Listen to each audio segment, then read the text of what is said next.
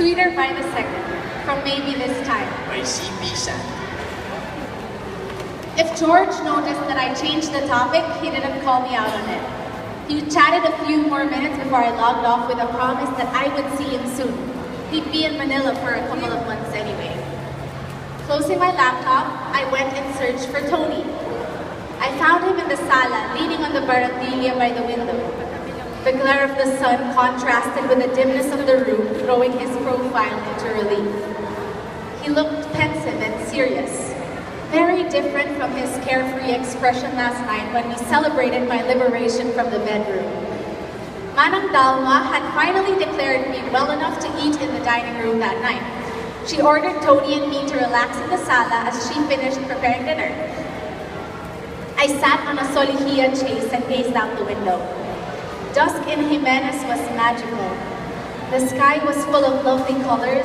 The ringing of the church bells blended with the chirping of the crickets, and a gentle breeze wafted in through the open windows. Tony was taking another swig of his beer when I noticed the bare spot on his left hand. "You aren't wearing your ring." He shrugged. I was making you uncomfortable. "You didn't have to," I reproached him. I wanted to. It's been years since Sheila passed on, and you're here again. Gingerly, he took my hand in his. It's a sign, Rin. Was it? I don't know if I believe in signs anymore. He squeezed my hand hard. I do. I believe in it for both of us. I didn't know what to make of that. Rin, I blinked. Tony's voice recalled me back to the present. He was smiling now, his stance relaxed. You wanted me? I've always wanted you. Tony replied. Manang Dalma, who had just come in with a vase of flowers, actually giggled before she hurried back out. "Tony!" I could feel my cheeks heating in embarrassment. That wretch actually laughed. Don't tell me you've gotten shy. He teased. I rolled my eyes. Tony wooed the same way he did everything else, with single-minded determination. It had been like that when we first got in together. I used to tease him that I said yes just because he was so makulit. He'd used the same strategy last week.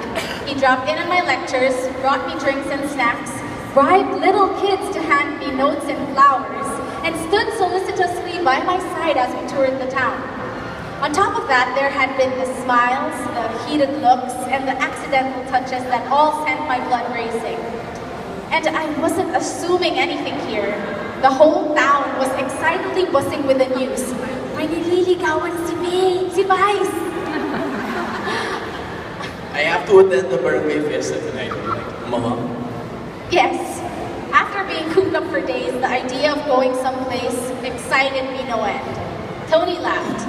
I never thought you'd be this enthusiastic about a simple fiesta. I'm not the same girl I once was. Good. He smiled and took my hand. I'm not the boy I used to be either.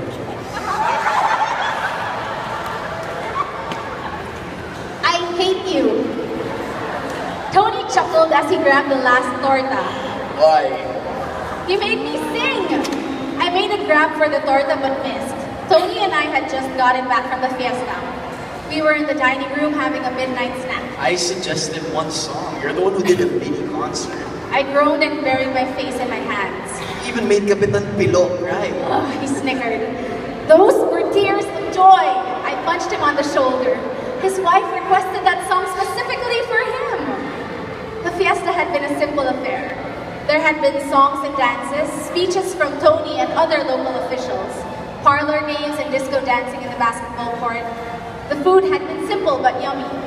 I'd eaten so much torta, a sponge cake sprinkled with sugar. They'd sent a box home with me. Smiling, I scrolled through my phone and played a video of Tony dancing with the school principal. At least I now have blackmail material. This looks really painful. Tony Grove, he'd never been much of a dancer. He ate the last bite of torta and smiled at me. I missed you. I missed you too. I didn't even know how much until I saw him again. Rin? Are you seeing anyone? I shrugged. I see a lot of people. But at his pointed look, I shook my head.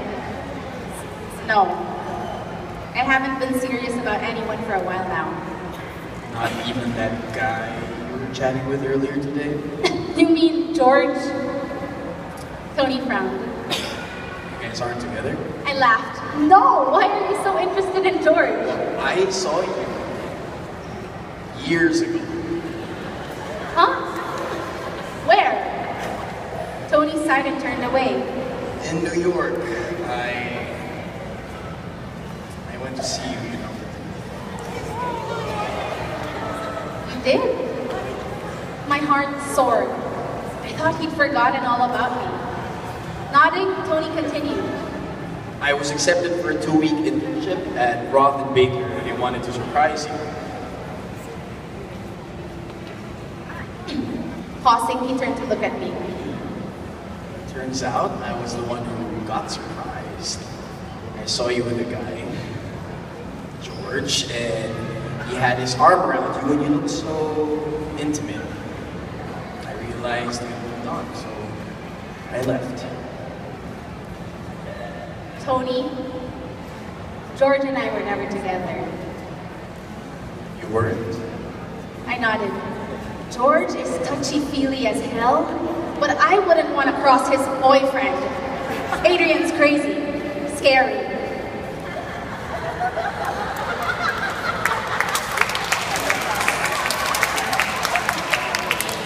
So George is gay? Instead of answering, I asked him, Tony, why'd you go to see me? Pulling me onto his lap, he buried his face in my hair. Because I needed to. And I hated that we were apart. His embrace was meant to be comforting, but my traitor's body had other ideas. Leaning into him, I breathed in the scent that was uniquely his. I wasn't happy either, but I had to go. His arms tightened around me as he nuzzled my neck. I understand. You had to follow your dream, and it was selfish of me to want to keep you by my side. Tony stopped what he was doing to look into my eyes. But I had had enough. Cupping his face, I pulled him in for a kiss. Tugging at his shirt, I murmured, "Can we talk later?" Tony laughed and helped me undo the buttons. He kissed my jawline while I drew his top from his shoulders. As he shrugged it off completely, I got my first look at his new physique. I blinked. Twice. Jesus, Tony, what happened to you? Holy kamote, he had abs now. He had abs now. You like?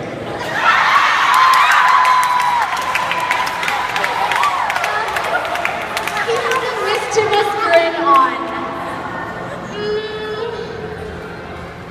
I simply couldn't form any intelligent reply. But I'm sure that by the way I kept running my hands over his torso, he knew that I totally approved. My shirt and bra were whisked away, and I moaned when our bare skins touched. Ren, we're making it work this time. It was the last coherent thing I remembered either of us saying.